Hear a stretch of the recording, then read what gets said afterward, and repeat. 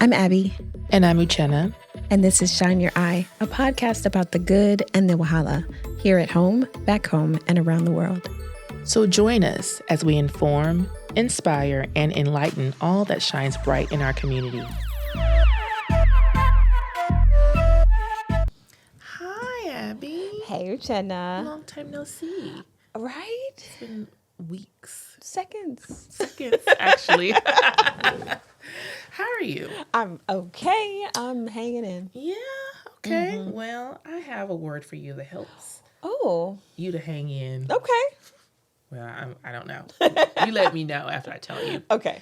Have you heard of the word equanimity? This is not a brand new word. I'm going to spell it for those who may not know. Or maybe I'm saying it incorrectly. EQUANIMITY,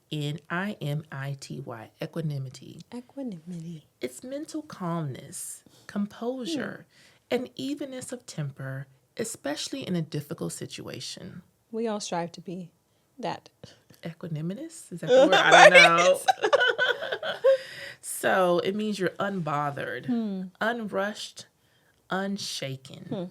It's about staying calm, composed, and grounded, even when the Wahala is flying and folks are trying to stress you out. Whether it's a messy group chat, a relationship test, or just lifing, you move through it with equanimity. Nice. I'm going to be channeling some equanimity this week. So speaking of Wahala, it's Wednesday Wahala time. Let's go. Ow. And I'm excited about this one, and I'm ready to unpack it because it shows up everywhere. Friendships, dating, marriage, even family dynamics. And I want to talk about attachment styles and how they impact how we show up in relationships. Now, most of our people hear about attachment styles when they're trying to figure out why bae is acting funny, but let me tell you, this runs deep. It's not just about you and your boo, but how you bond with people, friends, partners, co-workers. So here's the quick version of it.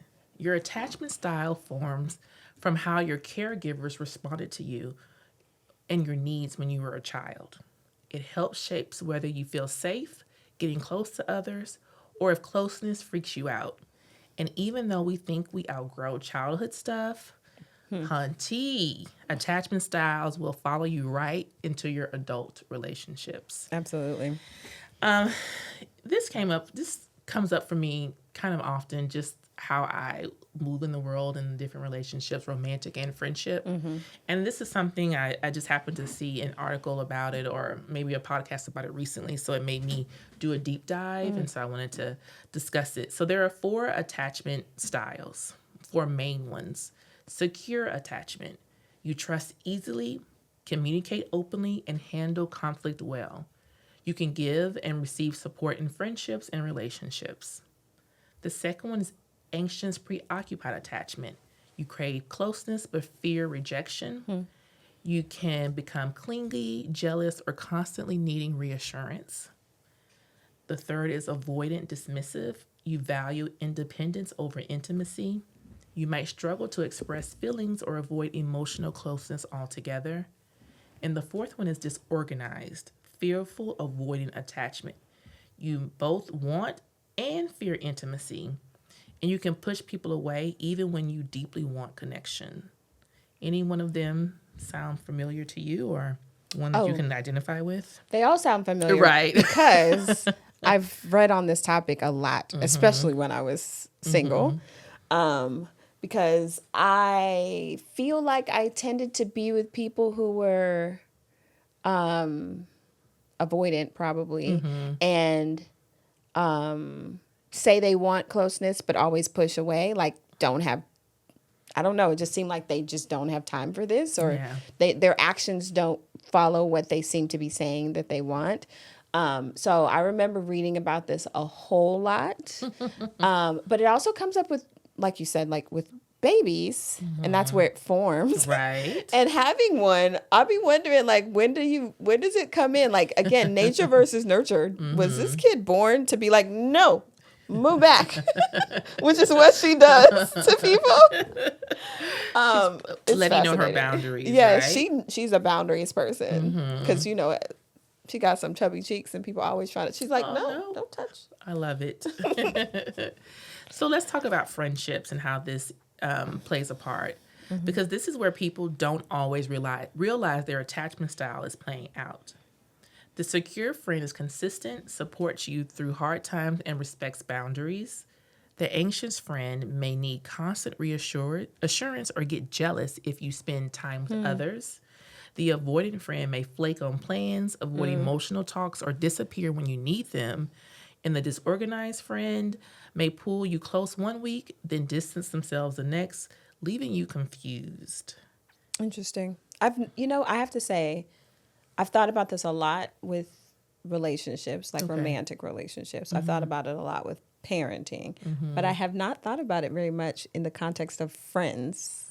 So there was I think it was a news story about girlfriend, like platonic, not like romantic, but friend girls, and how it's sometimes harder to break up a friendship than a romantic relationship.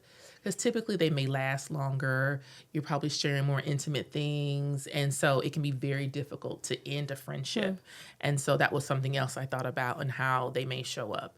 So have you ever had to end a friendship in your adult life? Oh, yeah. Like formally? It wasn't about attachment, though. And in this case, the friend probably got rid of me, not the other way around. Although I had full reason. Yes, they did block me. And I have full reason to block them first. And I didn't because I'm not avoidant. I am a secure person. Right. Anyway. So I've had to do that, a friend. I just felt that the energy, there was an energy drain when I was around that friend. And so it was not bringing out the best in me. So I had to let it go. And it was like a formal, I just can't continue to show up for you in the way that I have in the past because of X, Y, and Z. And there was some friction and all of that. And then at one point we went out to dinner. We had a conversation about it. Yeah, after some years. We had a conversation about it. There was some what did you say? Crying. Go ahead. No, it wasn't any crying. But it was just a realization that we're here now.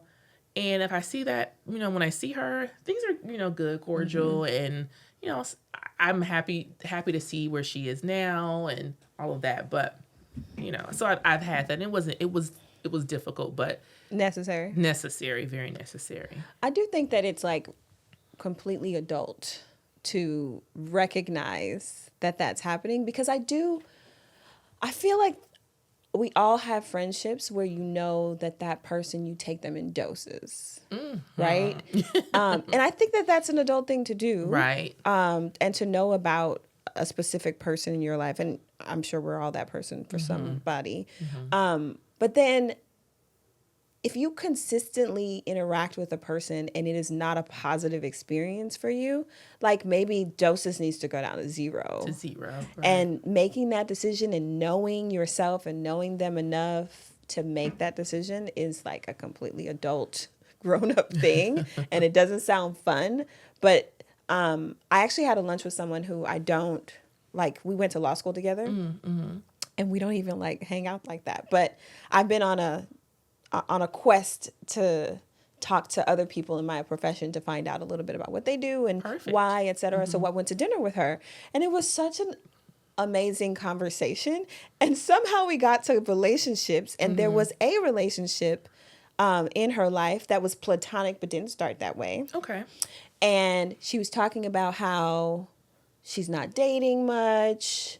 And whenever she needs help with something, that's the person that she calls, blah, blah, blah. But she already knows it's not going there. And she knows that she should stop with that relationship.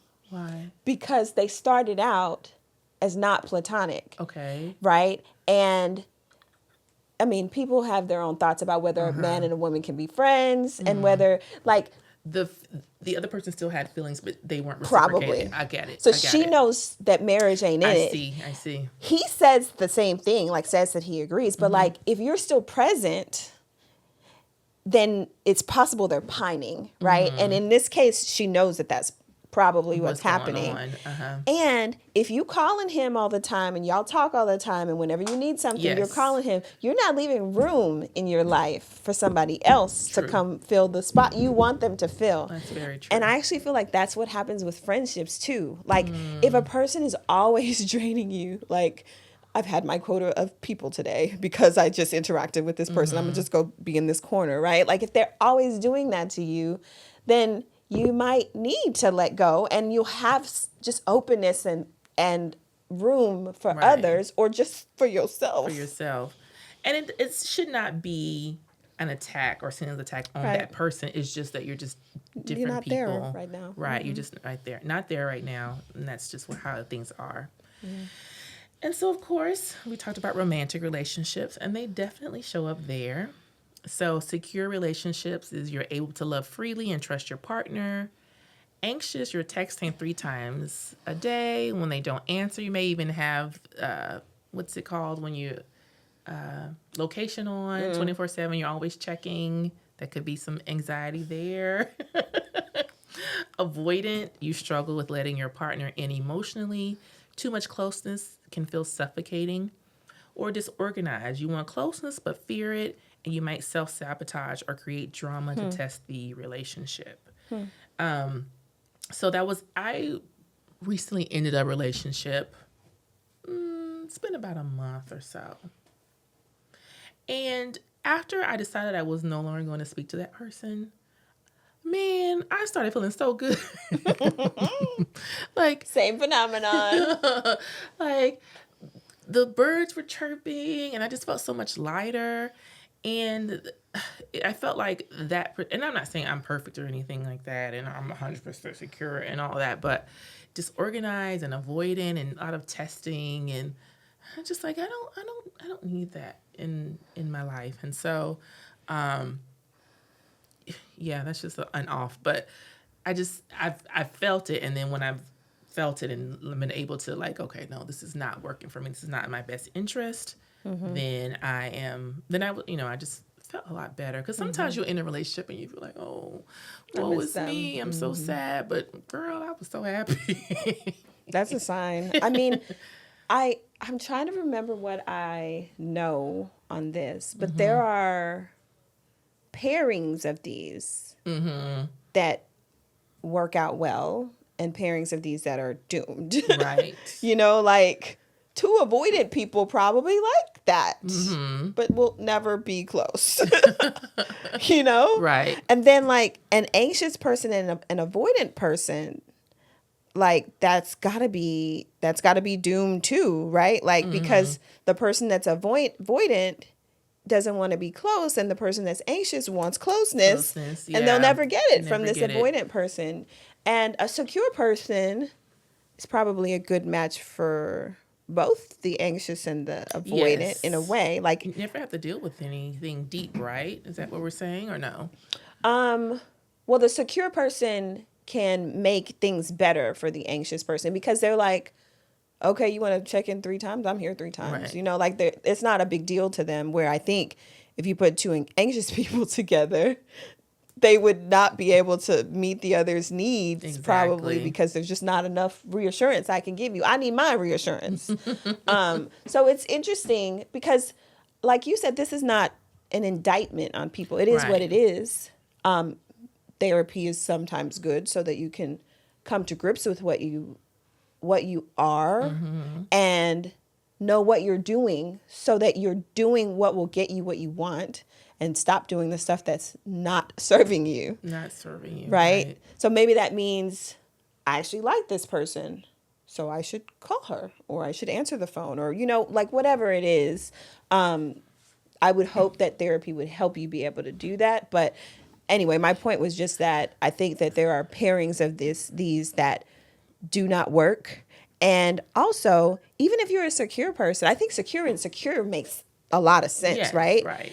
But you may not end up with a secure person. And so just knowing And knowing that sometimes when they do this thing, they don't mean it like that. Or you could do this other thing and it'll get you there because you know that they're avoidant or they're anxious or whatever. And oftentimes to be secure, you have to have done some work, and the work can be difficult. It's a lot of introspection, and that can be hard, depending on your background or that nature versus nurture. There are just some things that are just difficult for you to do. So I feel like secure is probably not as common as we think. So you're probably going to be with the avoidant, with the disorganized, etc. Yeah. And I think also in our culture, doing that work is not that common, that introspection, maybe seeking some therapy or speaking to others. Oftentimes we'll pray about it. Prayer is very internal. Yeah. Continuing on the same track. Prayer is great, but you have to do the work also, right? And so you got to hear back sometimes too. Exactly. Because if your prayers are all you talking. Okay, and if your prayers are also like, my enemy must die. You're not really doing much inner work, So it's something. Please, no one take offense. Please don't. Those prayers have their place. Yes, but also internal work also has their place. And so, also you could be secure and you're with someone who may be avoidant, and you said earlier like they may be good for that person, but what if they're not receptive to it? Then they're going to just stay avoidant, and it's probably not going to be the most secure or relationship that will go far. So something to think about. So the goal is to move towards secure attachment. Just because you're at one place or one style doesn't mean that you're going to always stay there. And so it's not, the goal isn't perfection, it's awareness and growth. And here's how you start moving towards secure attachment.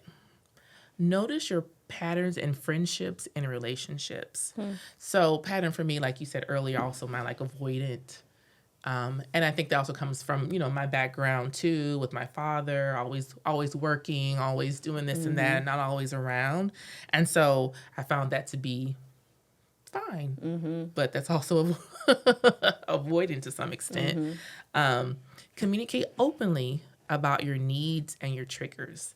And that can work two ways. Somebody could use it against you, but hopefully that they're open to it, or they may just dismiss it.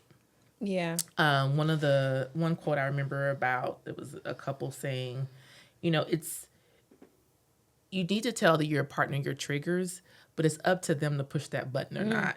And they can, because they're close to you. Yes. Yeah. So, and I do think that in relationships, sometimes you got to say things more than once in multiple contexts, because sometimes they don't hear, right? Like, because you can say something and they're like, they might think that's not important. Like in this context of how you said it, I heard you, but I didn't think it was a big deal. Right.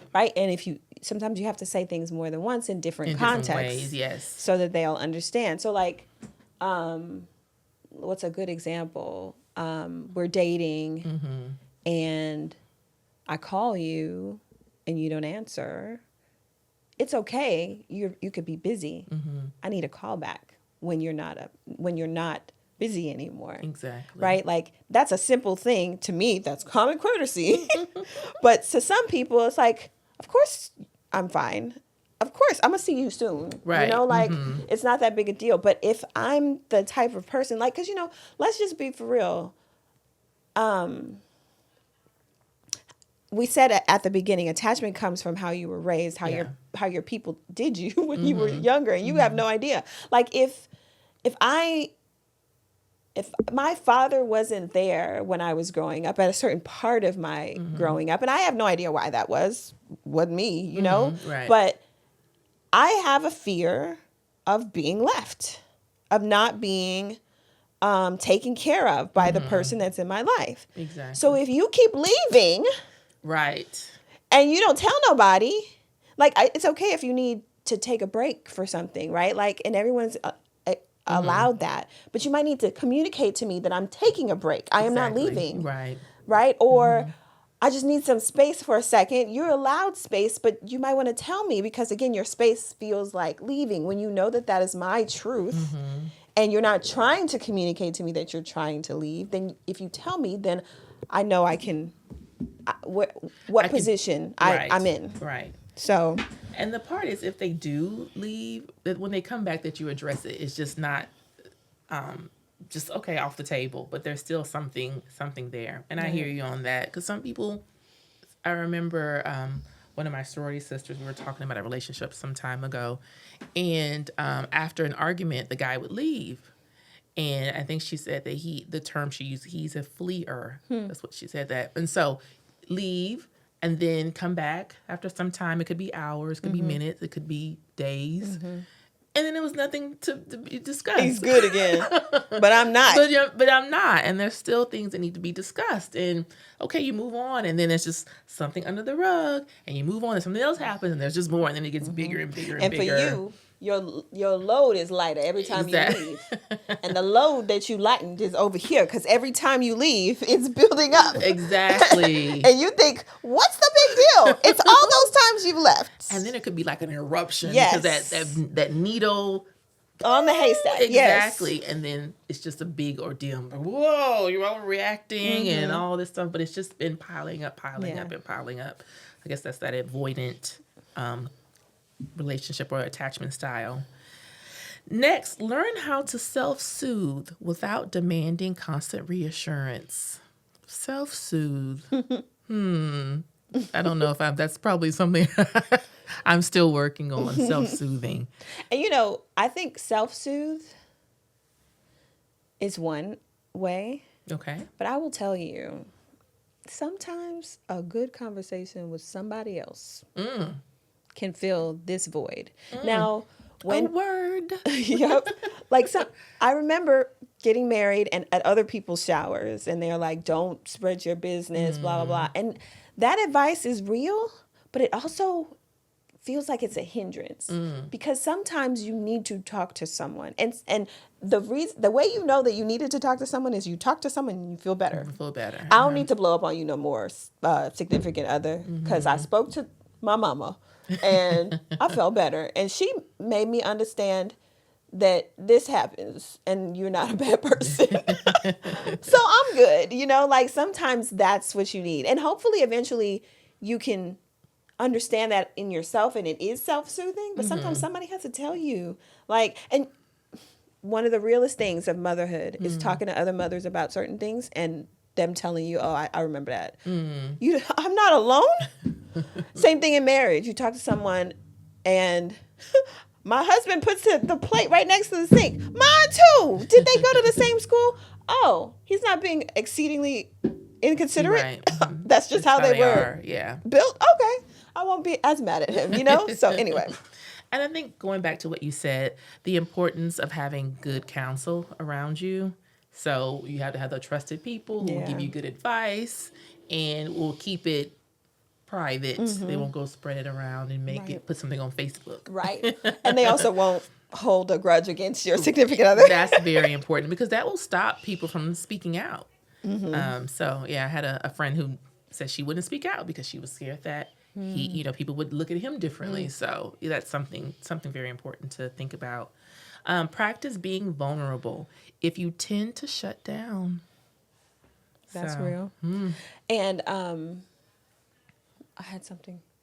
I think that's really real. And I'm the person, I think when people look at me, they think, oh, she's a lawyer, she's going to argue about everything. And often I don't. I just keep it to myself. But I feel like every encounter, every argument, every disagreement is actually an opportunity to get on the same page if you use the opportunity. If you say, well, we're good now, I don't want to rock the boat, never mind. Or addressing this is going to take too much energy out of me, I'm just going to not say anything, then you lose the opportunity to get on the same page with your partner. So, but fighting and gra-gra often won't get you there, right? It just makes it worse. Where if you replace fighting and gra-gra with vulnerability, walls come down and you can actually address whatever it is. So, for example, we get into an argument about something and I think you're wrong because I often think others are wrong. And I think I'm right because I often think that I'm right. And I just need to tell you and tell you and tell you why you're wrong and I'm right. You will double down on your being right and my being wrong, and we don't get anywhere. But if I'm like, look, I'm not trying to be right. So if I have to be wrong, fine. Okay. But this makes me feel this way and I hate feeling this way. And what do we do? I like that. You know, and then that gets you somewhere and it doesn't actually hurt you that much because I'm that person that thinks that vulnerability is weakness sometimes, right? Like now I've lowered myself in a way, but it that's not what it is, It's especially really when not. it gets you there. And it's really, I think it's an example of strength to be vulnerable, but it has to be in the right environment because you could be vulnerable and like, you know, it could be used against you. So you have to be in the right place. And then what you said also reminded me of something about triggers. People say, oh, well, trigger warning. I don't want to be triggered. And for some things, you should not be triggered when it's dealing with some gory things. But you should be thankful of a trigger because it allows you to recognize it and understand why you're triggered. And then hopefully in the future, if you deal with it correctly, it won't trigger you in the future. So be thankful of triggers because it's an opportunity to not be triggered and not to be bothered by something like that anymore if you work at it. Understand that healthy intimacy involves both closeness and space, so that yin and yang. So the space is okay. So at the end of the day, your attachment style is not a life sentence, it's a map. And once you know your map, you can learn to navigate relationships better. So this week, pay attention to how you're showing up. Is it a little anxious? Is it a little avoidant? Is it secure and balanced? Just notice it. And growth starts with awareness. And if you don't like how you've been showing up, then guess what? You can change it. Therapy, coaching, intentional work, a good friend. It's all possible. All possible, period. Because no one is too grown to learn a healthier way to love and connect. So that is my Wednesday Wahala. We want to hear from you. What's your attachment style? Let us know in the comments or drop a DM. We'd love to hear from you.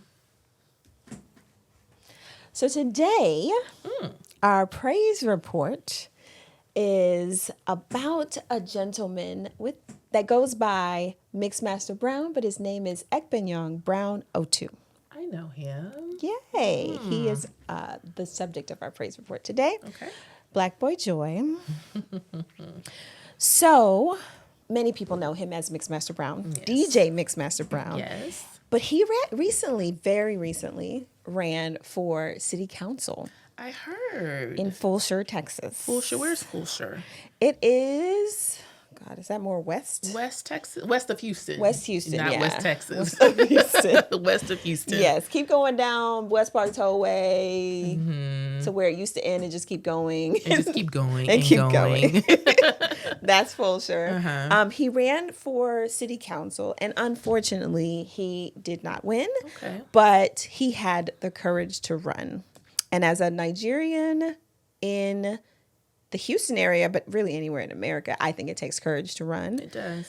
And so I applaud him. We, as a community, applaud him for his efforts. So about Mixmaster Brown, he was born in Nigeria, part of the vibrant Akwa Ibom community. Okay.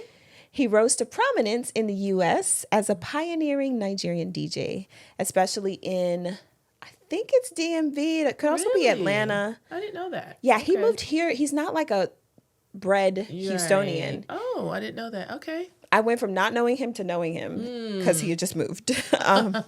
So he's a trailblazer for Afro beats in the diaspora. He transitioned from music into community development and mentorship, using his platform to uplift others. He's known for supporting youth, promoting civic engagement, and uniting people across backgrounds. So in 2024, just last year, he entered local politics, running for Fulshear City Council seat A. It's very rare and also powerful for Nigerian immigrants to run for office, especially in a new suburban area like Fulshear. It's developing. Yes. Yeah. And Niger feel there. They full Really? there. Like, Really? we're there. Okay. So it's a good place for him to have run. And this was his first political race. It's a nonpartisan seat, kind of like Houston City Council is nonpartisan. Okay. So he wasn't Democrat or Republican. So this was his first political race. There was no partisan machine behind him. He ran as an independent candidate. Fulshire is a rapidly growing city, but voter turnout remained low, especially among newer residents and minorities. It's highly possible that many Nigerians that live there didn't even know that he was on the ballot. So in the May 3rd election, his opponent, Cameron Miller, got 621 votes. 621, that's very small. Yes. Do you know the population of Fulshire by chance? I don't. Let me look it up. Okay. And Brown O2, got 246 votes. The population is 42,000. Okay, there we go. So, wow. Yeah. Right. So of those that voted, Miller, the person that won the general election, but 49%, he got 621, 49% of the vote. And Brown O2 got 19.42% of the vote, or 246 votes. There were 4 other candidates. Oh. And so as usually happens when we have Houston City Council races, the number of candidates makes it so that the vote is split and you must win by 50% or more. And so that's why there was a runoff. Okay. And so there was a runoff, and Brown O2 and Miller were in the runoff. So for that, the election is very fresh as of this taping. For that election, the vote count actually didn't change very much. For the runoff, Cameron Miller got 739 votes. Okay. 66% of those who voted. And Brown O2 received 374 votes, 34%. And so Miller won the seat. That's a little over 1,000 people. Out of 42,000. Wow. And, AfriFest. Houston AfriFest has more people at it than voted in this election, right? What is AfriFest? Oh, it's an African festival that the Nigerian American Multicultural Council holds every year. Yes, around October or so. This year's probably going to be September 27th, but yes. But I say that, I was about to say my wedding, right? Because the number of people that voted for Cameron Miller, I had about that at my wedding, but for all of them. So all I'm saying is that this is not a lot. Right. And I also looked up because, I like to participate in politics, not necessarily as a candidate. And I remember a person that I was talking to in the past talking about how much an election costs to run. And an election like this, of this size, can take between 15,000 and like 30,000 to run. It's a lot, but it's also a small amount. Because it's not a very big election. Like you need to get in front. It's 42,000 total people. Was that registered voters or that's just the population from the last census? Okay, so we could look at registered voters, but you need to get in front of all those registered voters. That's door knocking. That's mailers. It's usually not TV for something like this. Right. But 15,000 is a lot, but also a little. And I didn't look up campaign reports. I wasn't able to find that easily, but he needed our support. And I'm not sure that he got it. We didn't come out in droves to vote for him, but Fulshire small. I don't live there. You don't live there. But we could have done fundraisers. Yes, we should have. And some people did, by the way. Okay. And some people gave. But I mean, we often talk about how we want to see representation. And then often when it happens, when the opportunity presents itself, a Nigerian is running for something, we have a lot of excuses for why we don't support. So any thoughts about that? Or have you run into any of this with prior elections or even this one? When you say run into this, what is this? Nigerians not supporting Nigerian candidates. Oh. On purpose or not?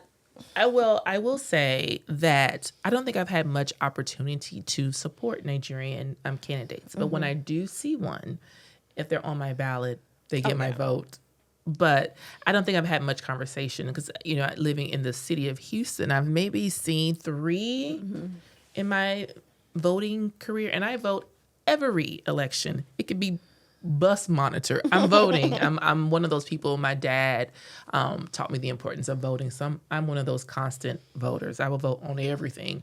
And I've not seen it much. So I've not had much of a conversation about it. But I like, someone had spoken to me about running. I don't think that, right now, I don't think that would be for me. But that's probably been more the conversation about having more people with Nigerian names running and then winning. Because I see that in Colorado and Georgia, I've seen some elected officials that have Nigerian names, but not in Texas. Maybe some judges. We spoke about that one judge, Obialo. We spoke about him in a previous episode. He didn't win. He was appointed. Appointed. Okay. So, but isn't there a Duru judge? Glenda, she ran. She didn't win. Are you serious? Oh my gosh. So we have to do better. We do.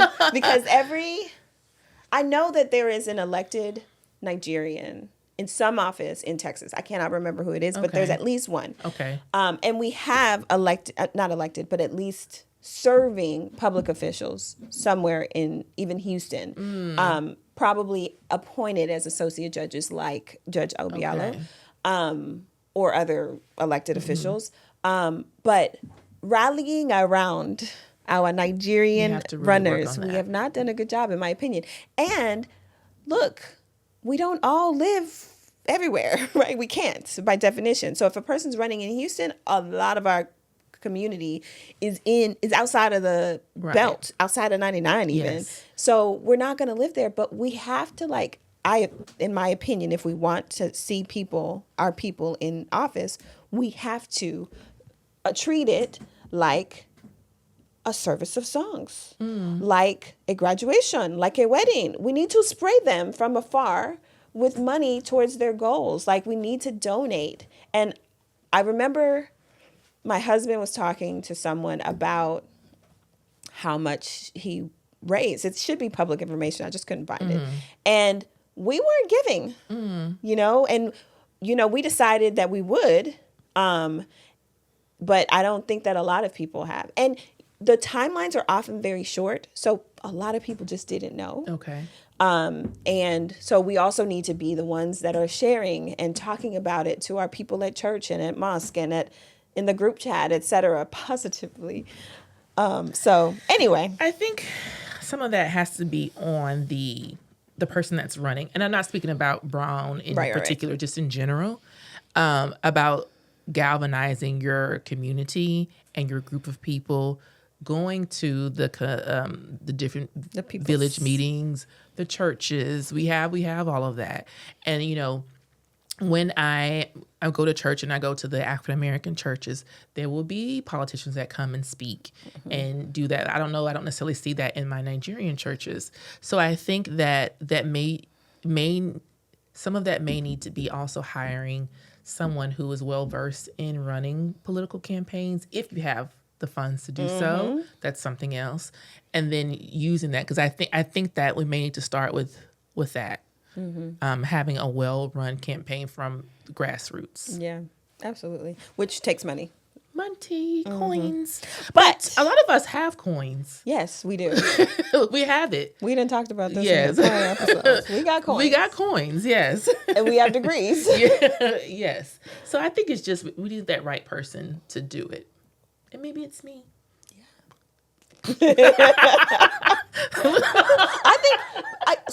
I think that's true.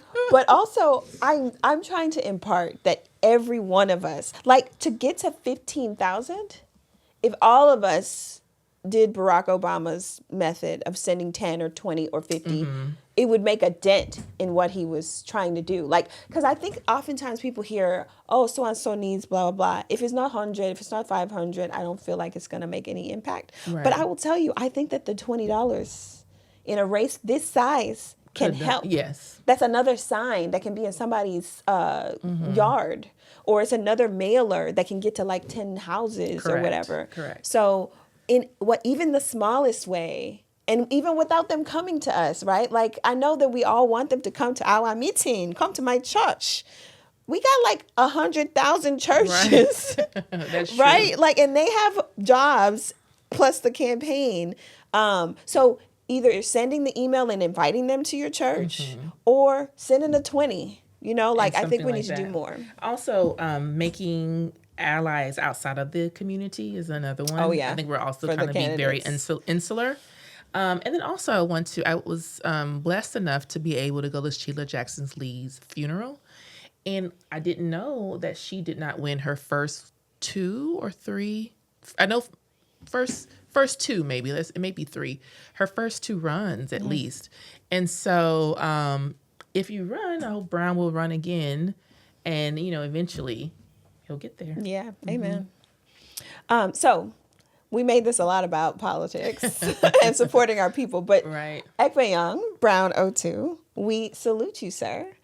For your courage to run in this election. And although it wasn't what you hoped it would be at the end, we thank you for representing our community and our culture with pride. And congratulations anyway. Yes. And you can find him on Instagram at Mixmaster Brown. Our next segment is what we're digging. Yes, what we're digging. All right. So I did give you a little bit of a preview on this, but you don't need a preview on this because you are our resident expert on ChatGPT for today. Is? Yes, and I know you're digging it. I'm not even going to ask you. Definitely. Definitely digging. So this tool is literally helping us do lots of things, including this podcast, social media, our jobs to an extent. We won't talk about the extent. I made that up, but yeah. So I want to talk a little bit first before we talk about how everyone can use ChatGPT to help make their lives easier. I want to talk about the background. Okay, awesome. I love this.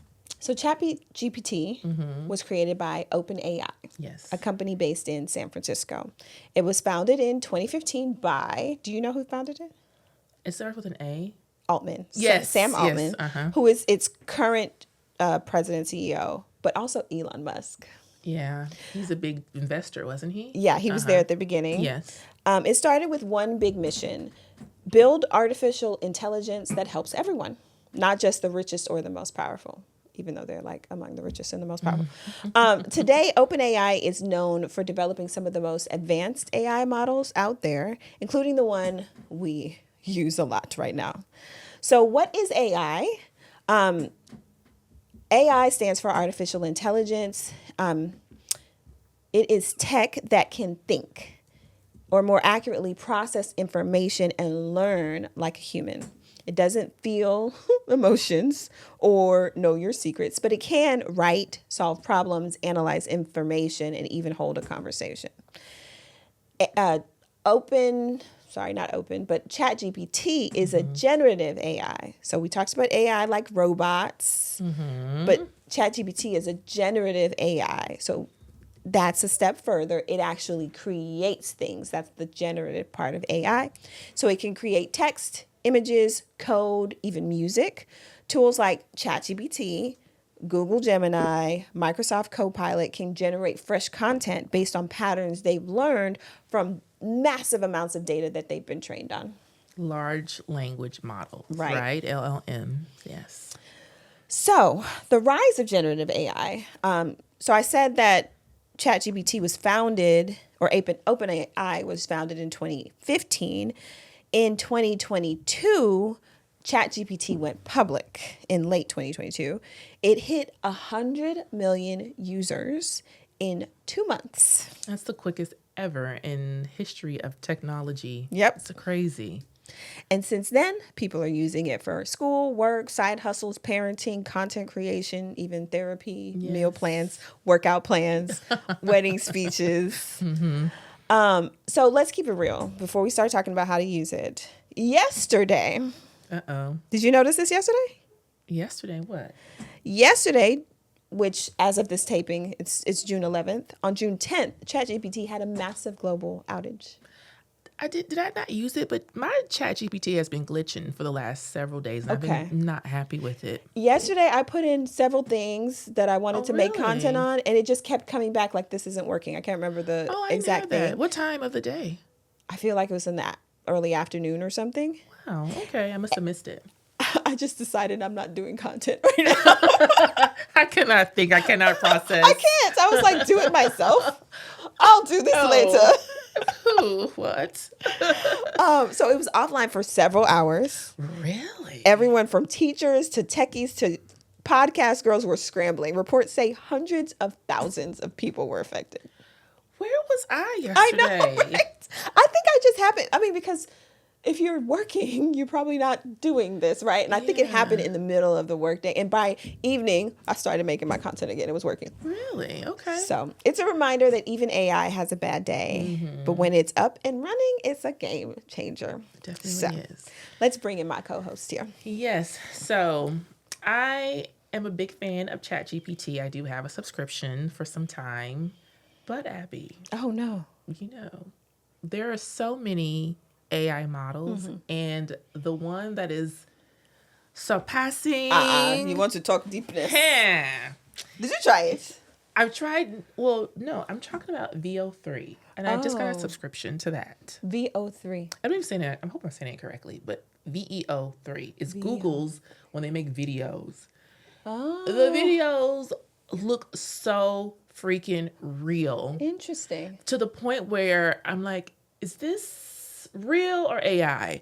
And maybe we can link the video that one video that I'm thinking about in right now. But so I've got a subscription because I was blown away and I thought content creation can go to a different level. So we both have TikToks that we're growing. Would you like to share your TikTok handle that you're growing? Sure, Abby the Problem Solver.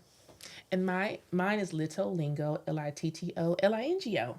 And there is an intro that I want to make. And it made it, but I made a mistake in having it have letters on the screen, and it's not there yet. Just the actual video of it. And so Google's VO3 is a cutting-edge AI video generation model that transforms text or image prompts into high-definition videos with native audio integration. Wow. It is amazing. And so I've joined these, I think, AI groups and Black Girl AI, and the videos I was seeing, I'm just like, wow. You sound like you're geeking out right now. I am cool. geeking, I'm so wow. And this is just the beginning. So I can't even imagine. But also we have to be careful about the harm it could do. You can make a world leader say some things that he or she did not say. So we have to be careful. Or maybe a relative. Someone could take a picture of your relative, make it a video and say that they need money or, and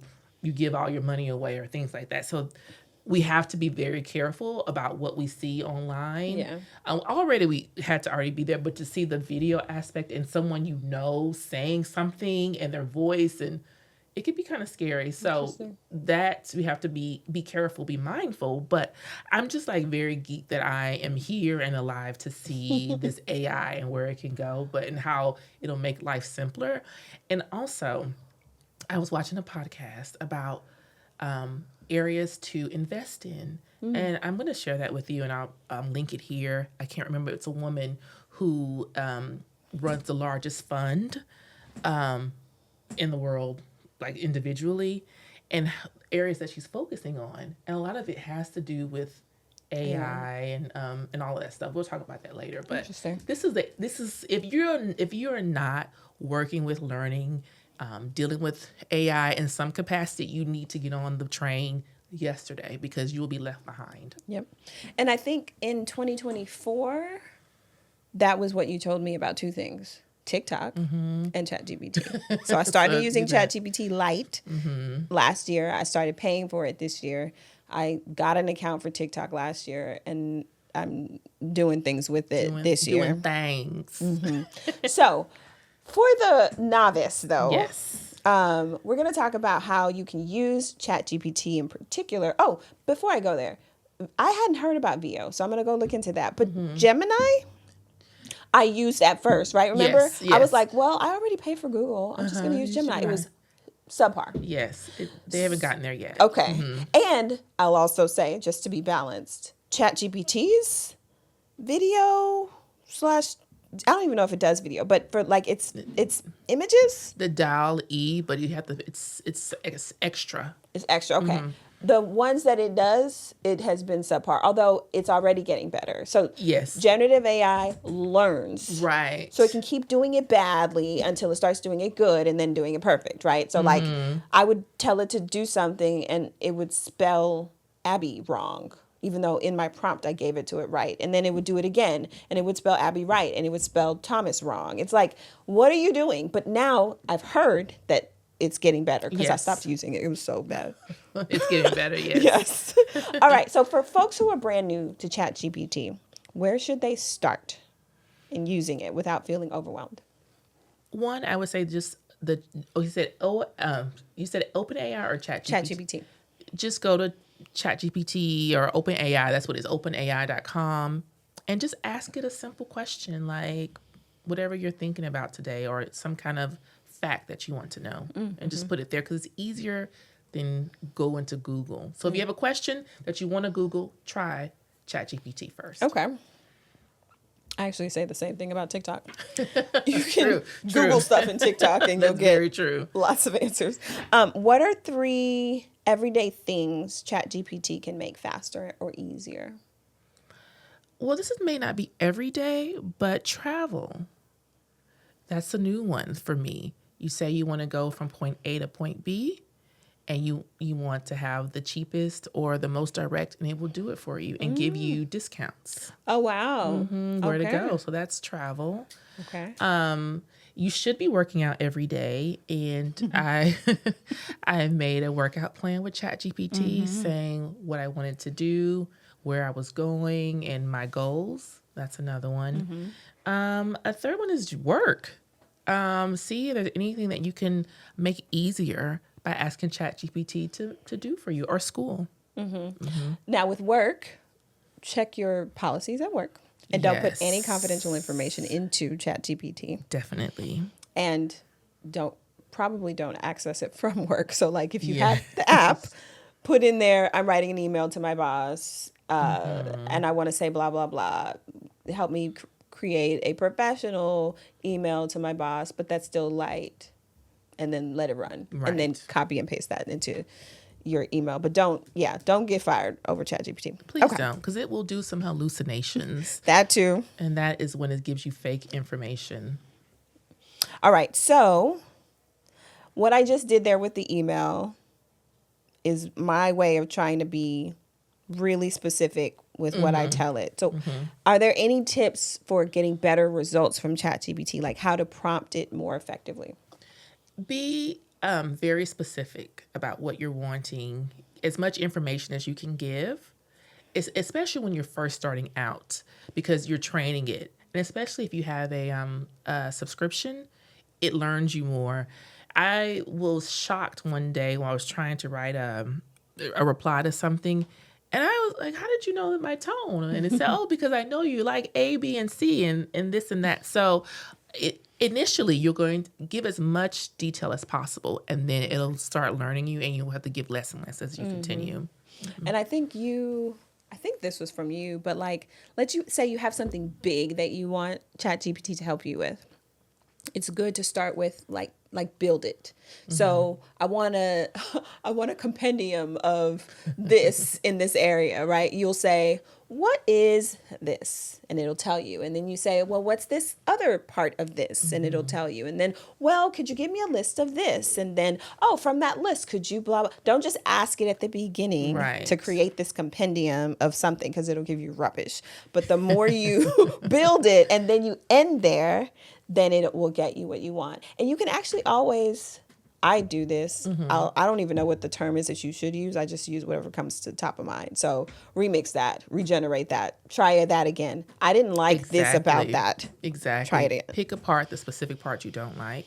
And if you're also another thing, if you're working on an argument or a particular point of view, ask it to give you the opposite or the devil's advocate part so you can see if there are any holes in your argument or what you're trying to say. And ask it, whenever you're happy with whatever you've gotten, ask it, are there any questions or are there any holes in this that I may not be considering? And it will give you sometimes some great points of view that you didn't consider. And that it missed itself Exactly. the first time. Then you say, okay, incorporate that. Yes. Okay, cool. Are there any things you should not use ChatGPT for? So there is one area that you need, things, I don't want to say not use it for, but just be mindful that the information that you are receiving may not be real. It could be a hallucination. That's when AI is giving you information on made up data or bad data. And I remember there was a time maybe in the last week or so, I said, where did you get this information? It said, oh, it was hypothetical. And I had to say like, okay, ChatGPT, I don't need hypothetical. Just use the information that I gave you. And, so that also ChatGPT can be affirming in everything that you do. So I read a story about a young boy who was thinking about unaliving himself. And whatever information he was putting in there, it was affirming his negative thoughts. So be careful. It has a bias towards positive. Exactly. To affirm, to support whatever you're wanting to do. So you need to be careful. Like, is this the right thing? So if you are having some kind of difficult day or not in the right mind space, be careful about what you put into ChatGPT because it could affirm negative behaviors. Interesting. I was also going to mention that when you do stuff and it's factual, right, there is an answer, there is a truth, you can ask it to give you its sources. And Yes, give very links. true. Yes. That way, it's making it easier for you to go double check. And I think even just asking it that makes it more real. Yes, definitely. It won't just give you nonsense when it has nothing to link to. And then when you get those sources, like you said, make sure those sources are real. Please make sure those sources are real. Okay. Yes. And in the legal space, I think by now most lawyers have heard this, but like if you use ChatGPT, as she said, it will hallucinate, meaning it kind of knows what you're trying to get at because you told it. So it'll say that is true, give you a case, and the case will not exist. Or the case will exist and it says completely opposite. And if you could submit that to a court and you have an adversary on the other side, they will call you your BS and the court can sanction you. They will embarrass you. Yes. So it's not ChatGPT and other generative AI are not here to replace your brain. Not yet, at least. It's here to lighten your load if you let it. Yes. So let it help you get unstuck. Let it make the hard stuff a little bit easier. And that's it. That's what we're digging. You've been listening to the Shine Your Eye podcast, where the gist never ends. If you like this episode, give us a thumbs up on YouTube and subscribe wherever you listen or watch us. And join the family. We'd love to hear from you. Share your thoughts, feedback, and ideas for future episodes by emailing us at shineyoureyepod@gmail.com or connecting with us on social media at Shine Your Eye Pod. Till next time, shine your eye, stay sharp, and keep the gist flowing. See you soon on another episode.